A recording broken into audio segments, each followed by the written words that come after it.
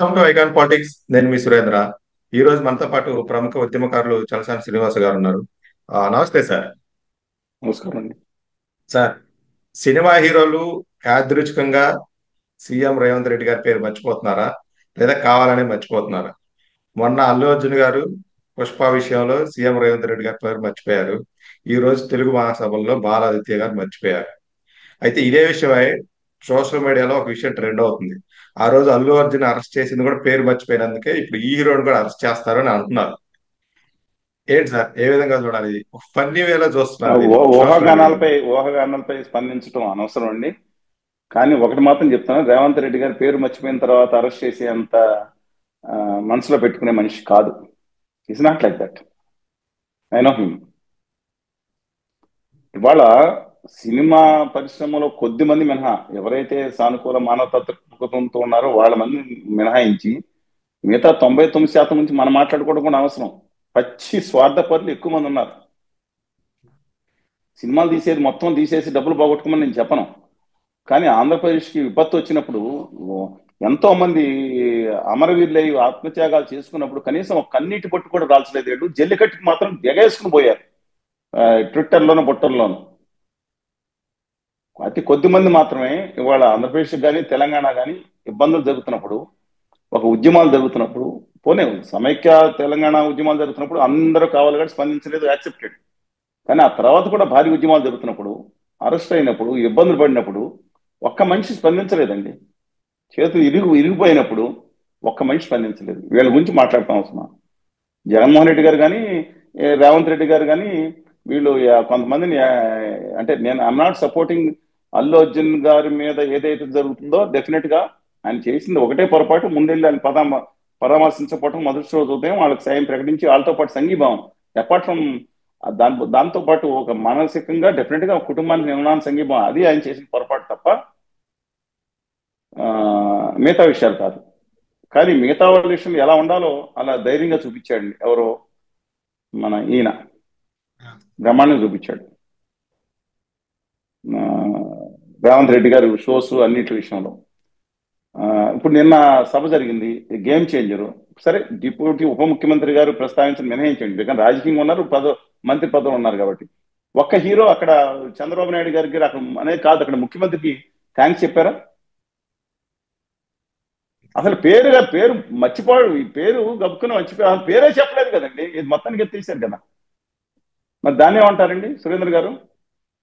ఒకళ్ళు కాదు 10 మంది మాట్లాడితే ఒక్కళ్ళు కూడా మాట్లాడలేదు, except honourable deputy minister being minister in his cabinet. ఆయన ముఖ్యమంత్రి పేరు చెప్పారు చెప్తే మిగతా వాళ్ళు ఎక్కడ స్పష్టంగా ఇలాగా ఈ హామీలు ఇది ఇచ్చారు, ఏది సినిమాకి బెనిఫిట్ షోలకి వాటికి వీటికి ఇచ్చారని ఒక్కరు మాట్లాడారా? లేదు కదండి.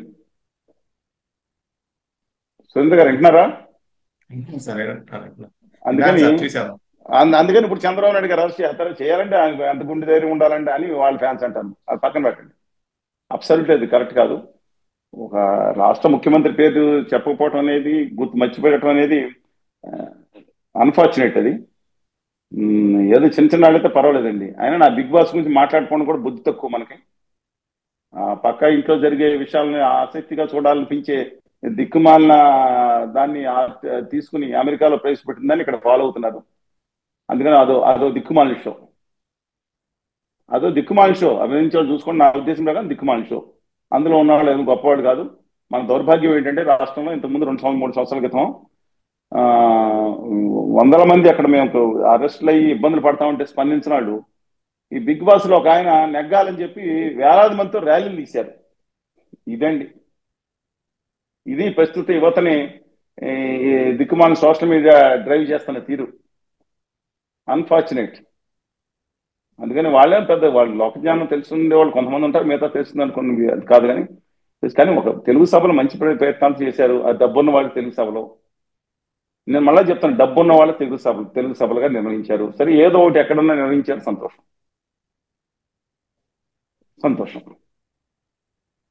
Let us wait and see.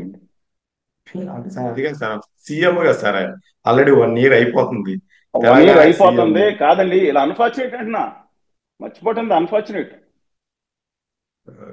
Thank you మంచి సార్. పద్ధతి కాదు. అంతే అది కూడా తెలుగు సభల్లో ఒక తెలంగాణ ముఖ్యమంత్రి అవును సార్, సభలు అదే. కూడా అదే రాష్ట్రంలో పెట్టుకుంటా ఆ ముఖ్యమంత్రి పేరు మర్చిపోవడం ఒక్కోసారి కులమానంగా ఒక పొరపాటు జరగవచ్చు, కానీ బట్ అబ్సల్యూట్లీ ఇట్స్ అన్వారంటెడ్, అది తప్పు. కానీ దానికోసం రేవంత్ రెడ్డి గారు ఆ స్థాయి దిగజారిపోయి అరెస్ట్ చేస్తారనే మాట ఏదైతే ప్రచారం ఉందో అబ్సల్యూట్లీ రాంగ్ అండి.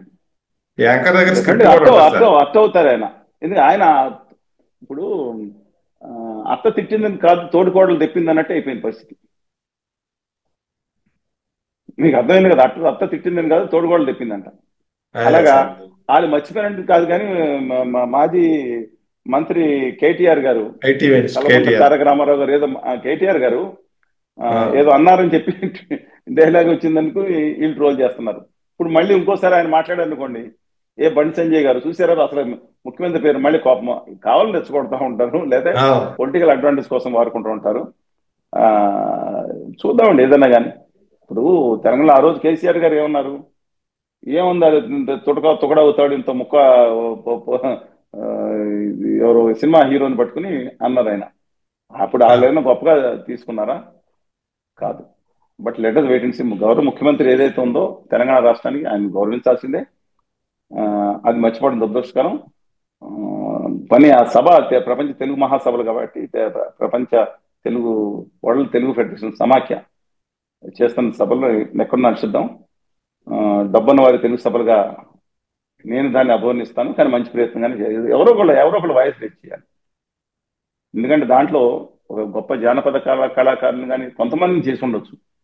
అవార్డులు ఇస్తా ఉన్నారు, నిన్నంతా చూశాను, పెద్ద పెద్ద వాళ్ళందరూ కనపడుతున్నారు, బాగా ధనవంతులు.